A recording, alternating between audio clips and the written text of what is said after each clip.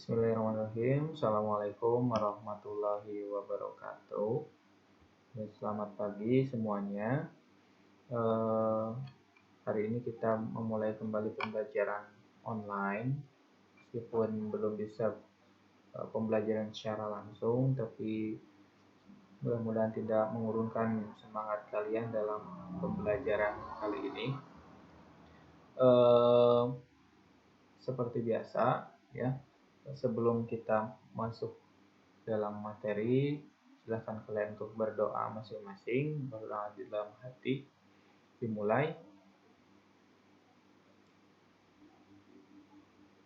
Iya, cukup.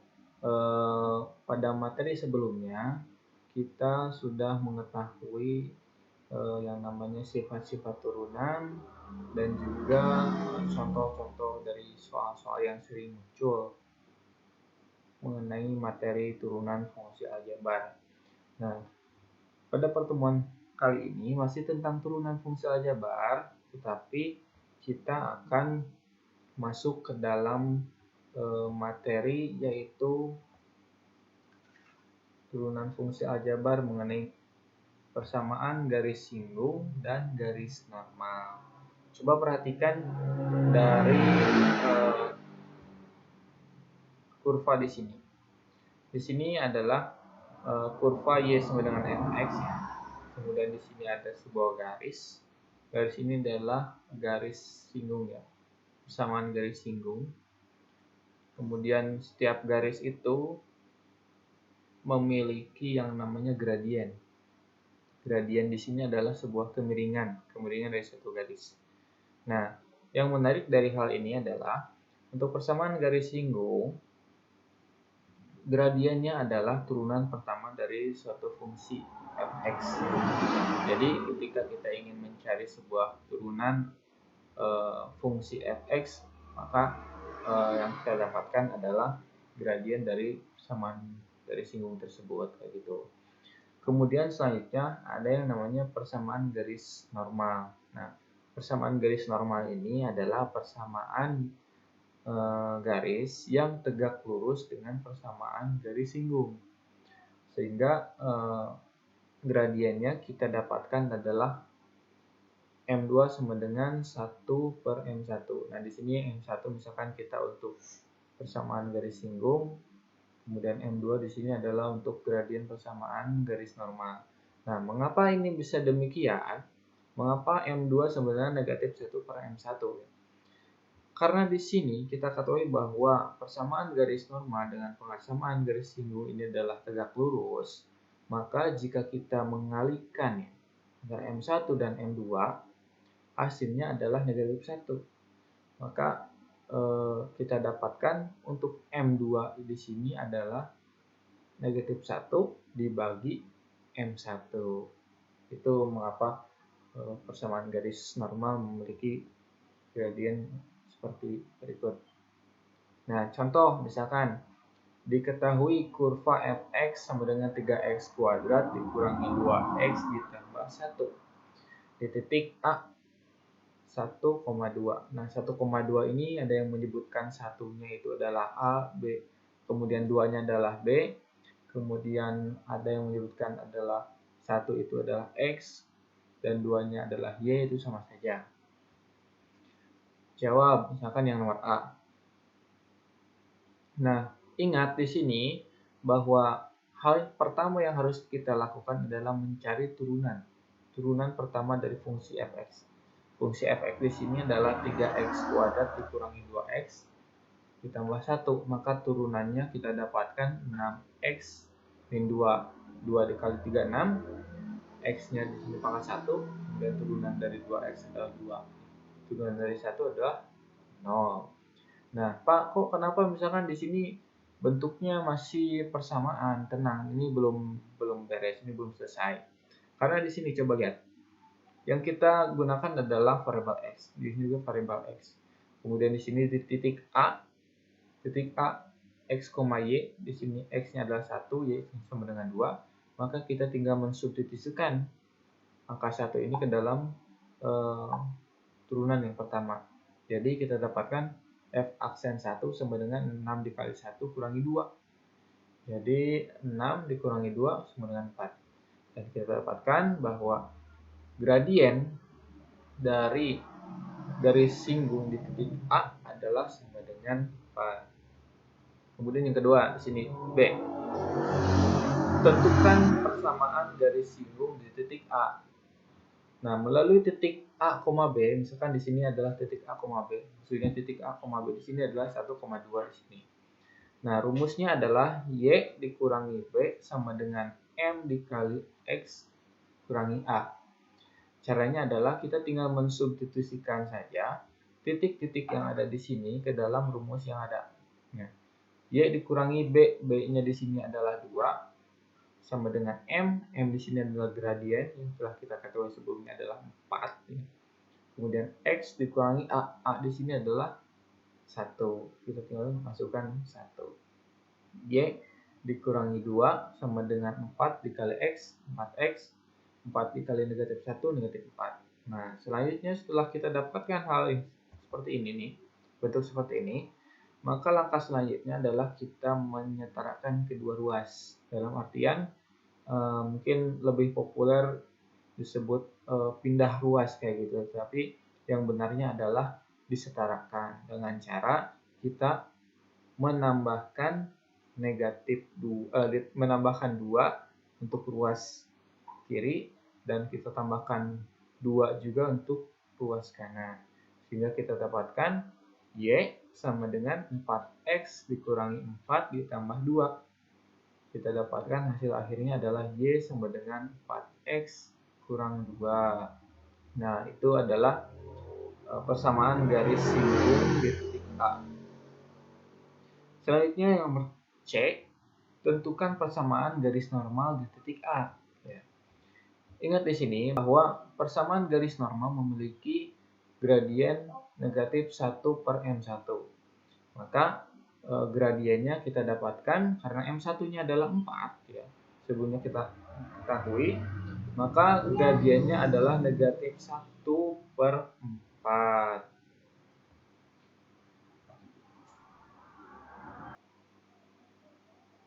Kemudian selanjutnya kita masukkan ke dalam rumus Y sama dengan negatif 2, di sini 2 adalah B, sama dengan negatif 1 per 4, negatif 1 per 4 ini adalah gradiennya, gradien M2 di sini, dikali X kurangi 1, di mana 1 ini adalah A. Selanjutnya kita tinggal operasikan saja, negatif 1 per 4 dikali X, negatif 1 per 4X, kemudian negatif 1 per 4 dikali negatif 1, maka hasilnya adalah 1 per 4. Nah, selanjutnya seperti biasa, setelah itu adalah kita setarakan bentuk yang ini dengan cara kita menambahkan 2 untuk sebelah kiri dan sebelah kanan. Yang ini nih. Di sini kita setarakan untuk yang 2 di sini. Ya, 2 di sini, kemudian kita setarakan agar yang kita ketahui adalah variabel Y ini saja untuk sebelah kiri. Kita dapatkan Y sama dengan negatif 1 per 4X ditambah 1 per 4 tambah 2. Ya. Kemudian hasilnya adalah Y sama dengan negatif 1 per 4X ditambah 9 per 4. 9 per 4 ini dari mana? 9 per 4 ini dari 1 per 4 ditambah 2. Oke, itu sampai sini mengerti ya? Tinggal kalian tambahkan saja latihan di rumah, jangan lupa untuk tetap berlatih karena matematika itu butuh latihan yang banyak ya. Kita tidak cukup hanya untuk mendengarkan atau memahami sebuah materi tanpa kita berlatih secara mandiri kayak gitu. Oke, mungkin itu mengenai persamaan garis singgung dan persamaan garis normal. Sampai sini materinya. Kemudian materi selanjutnya adalah mengenai fungsi naik dan fungsi turun. Coba kita perhatikan dari kurva yang ada di sini. Kurva di sini akan memudahkan kita dalam memahami fungsi tersebut apakah naik, kemudian apakah juga dia turun, ataupun dia tidak naik ataupun tidak turun.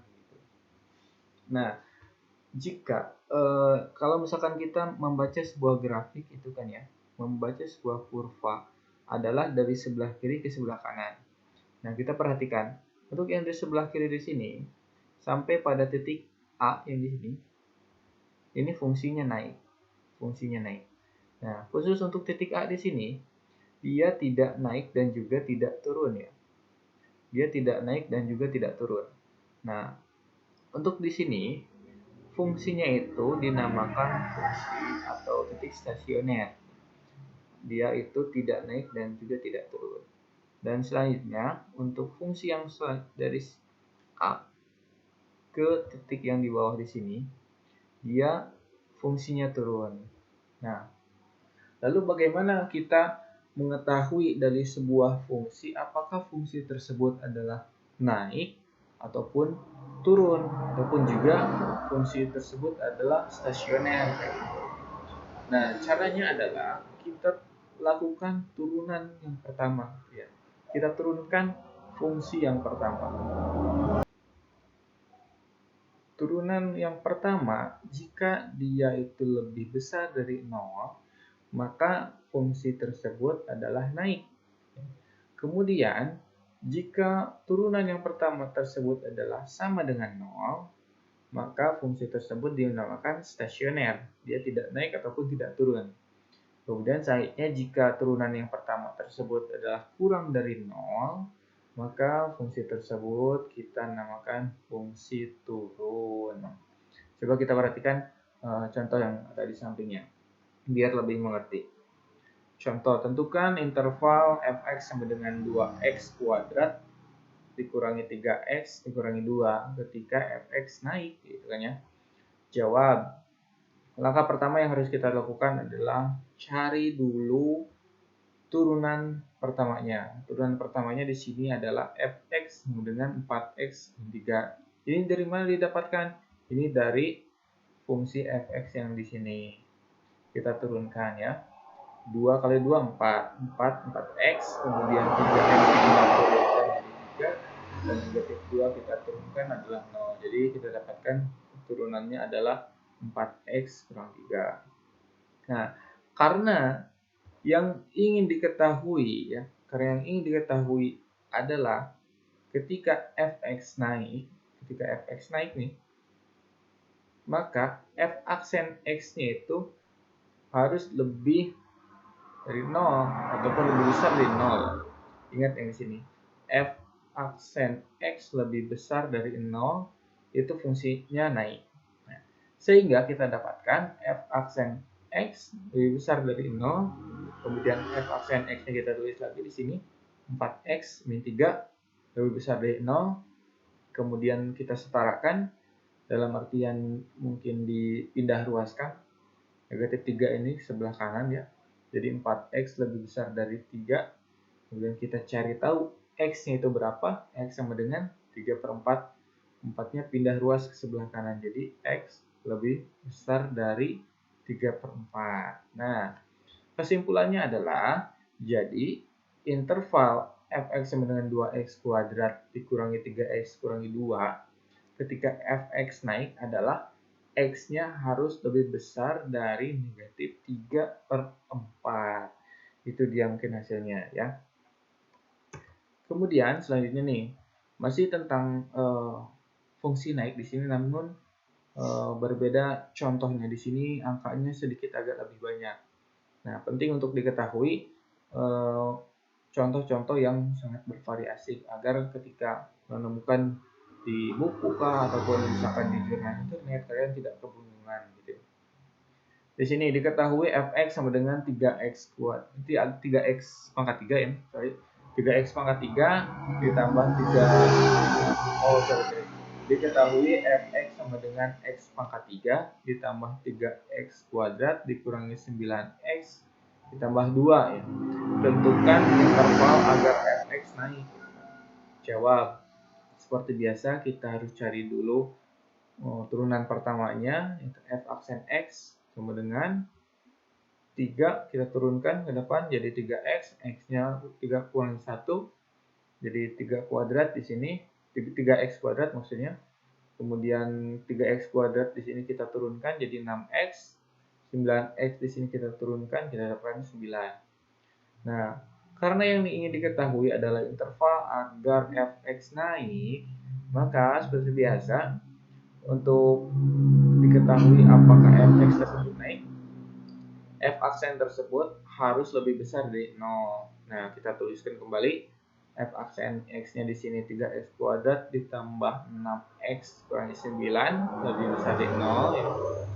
Nah, agar kita istilahnya lebih mudah dalam melakukan atau menyederhanakan dari fungsi ini, langkah selanjutnya adalah kita bagi 3 dulu. Nih, karena di sini bilangannya dalam artian kelipatan 3 semua, misalnya 3, 6, dan 9. Ini bisa kita bagi 3 semua. Bagi 3 semua, ya. 3 dibagi 3 habis dari 1 ya, x kuadrat di sini. Kemudian 6 dibagi 3 dapat 2, 9 bagi 3 dapat 3 ya, lebih besar dari 0. Nah, setelah ini langkah selanjutnya adalah kita cari akar-akarnya. Akar-akar dari ketidaksamaan ini. Kita dapatkan x kurang 1 dan juga x tambah 3 di sini, x sama dengan 1 atau x sama dengan negatif 3. Nah, setelah sampai di sini, ini belum selesai nih. Karena kita harus istilahnya memastikan bahwa apakah ini benar atau salah kayak gitu. Dengan cara menggunakan garis bilangan. Di sini garis bilangan. Kita tinggal tambahkan buat saja sebuah garis. Kemudian kita masukkan, substitusikan x di sini. Negatif 3 kita tuliskan sebelah kiri karena nilainya lebih kecil dari 1 ya. Kemudian 1 kita tuliskan di sini. Nah, setelah ini biasanya kita gunakan yang namanya angka-angka yang berdekatan dari dua bilangan yang ada di sini. Antara negatif 3 dan 1 di sini adalah misalkan kita tulis sebuah 0 ya. 0 misalkan untuk negatif 3 dan 1. Kemudian selanjutnya adalah misalkan dari negatif 3 ke sebelah kiri ya. Negatif 3 sebelah kiri misalkan adalah negatif 4. Kemudian dari 1 ke sebelah kanan misalkan adalah 2. Nah, selanjutnya langkah yang harus kita lakukan adalah kita coba substitusikan angka 0. Kenapa angka 0 di sini? Agar lebih mudah kita dalam menyelesaikan atau mensubstitusikan angka 0 ini kita substitusikan ke dalam persamaan atau pertidaksamaannya ini. Kita substitusikan ke dalam x kuadrat ditambah 2x dikurangi 3. Kemudian kita substitusikan 0-nya jadi 0 kuadrat jadi 0 ditambah 2x dikali 2 dikali 0, 0. Kemudian hasilnya adalah negatif 3 lebih besar dari 0. Nah, apakah ini benar? Apakah ini benar? Apakah negatif 3 lebih besar dari 0? Tentu di sini jawabannya adalah salah kan ya. Negatif 3 itu lebih besar lebih kecil dari 0. Maka kita tulis misalkan di sini adalah salah S saja mungkin di sini. Nah, S kayak gitu. Nah, selanjutnya kalau misalkan kita sudah ketahui bahwa di sini adalah salah, biasanya sebelah atau di sebelah dari yang salah di sini adalah benar. Maka di sini itu adalah benar. Benar ya. Kemudian juga di sini adalah benar juga. Nah, sehingga arah panahnya adalah ke sebelah sini ya. Ke arah yang benar di sini. Arah panahnya ke arah yang benar. Dan kemudian di sini juga sama. Arahnya ke sini. Nah, sehingga kita dapatkan hasilnya atau kesimpulannya adalah interval agar fx naik itu di X kurang dari negatif 3 atau di X lebih besar dari 1. Ini intervalnya. X kurang dari negatif 3 atau X lebih besar dari 1. Ini interval yang kita dapatkan. Nah, mungkin materinya hanya sampai sini. Langkah selanjutnya adalah silakan kalian istilahnya latihan di rumah, latihan secara mandiri. Kemudian untuk minggu depan materinya adalah tentang stasioner ya, masih belum kebahas karena kita masih fungsi naik dan fungsi turun, sementara titik stasionernya, nilai stasionernya belum kebahas. Jadi minggu depan kita akan membahas hal tersebut. Seperti itu. Mungkin itu saja yang dapat saya sampaikan. Jangan lupa banyak latihan di rumah. Kemudian materi seterusnya adalah tentang stasioner. Mungkin itu saja ya. Terima kasih. Assalamualaikum warahmatullahi wabarakatuh.